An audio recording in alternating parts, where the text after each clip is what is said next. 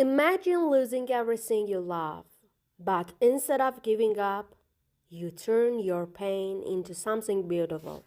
My name is Frida, and my life was never easy. I was born in Mexico in 1907. As a child, I was full of energy, always running, playing, and dreaming. But when I was 6 years old, everything changed. I got very sick. So sick that one of my legs became weak and thin. The other children laughed at me, but I didn't let them stop me. I played sports, I ran, and I stayed strong. Then, when I was 18, disaster struck again. I was in a terrible bus accident. The doctors told me I might never walk again. I spent moments in bed, unable to move. I was in pain every day. Most people would have given up, but I didn't. I started painting.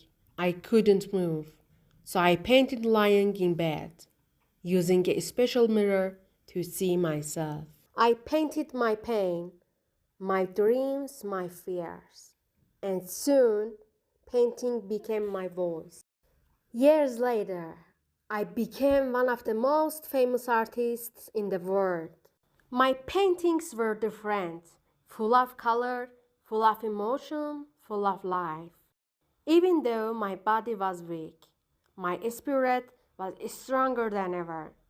People remember me not because of my pain, but because I never let it stop me. Life will give you pain, but you decide what to do with it.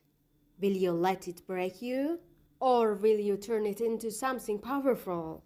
What would you do if you were in Farida's place? Let me know in the comments.